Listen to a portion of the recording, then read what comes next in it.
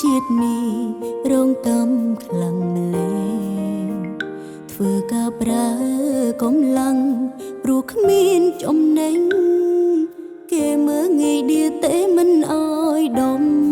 ឡៃពេលខ្ញុំដួលត្រូវក្រោកខ្លួនឯងពេលខ្ញុំឈឺមើលថែខ្លួនឯងពីភពលោកមួយនេះងងឹតពោពេញដោយផ្សែងពីបាក់រកកន្លែងឲ្យខ្លួនឯងសុខខ្ញុំរឹងមាំខ្លាំងពេកទើបឲ្យការគ្មានអ្នកណាអាចផ្ដល់ភាពកង់ក្ដៅកាន់តែស៊ូជីវិតកាន់តែសោកសៅពេលយំជ្រៅខួរក្បាលគិតច្រើនស្ទើរឈួនហើយសងសុខហោទឹកភ្នែកមិនដឹងខ្លួនជីវិតសនគ្មានអ្នកជួយដងស្រាយនឹកខ្លួនឯងពេលមុនជាមនុស្សរីករាយពេលលើខ្លះជាមនុស្សម្នាក់ស្ងៀ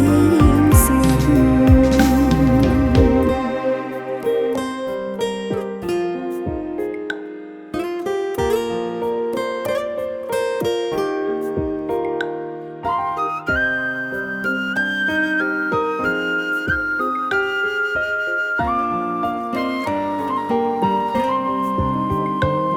ខ្ញុំដួលត្រូវក្រោកខ្លួនឯ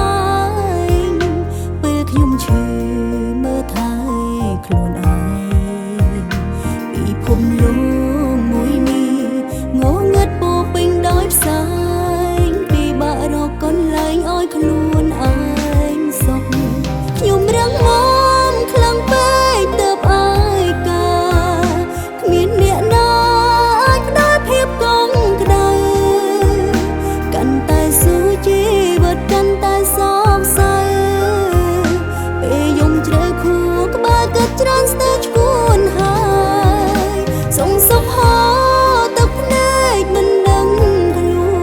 នជីវិតសនគ្មានអ្នកជួយដងស្រាយ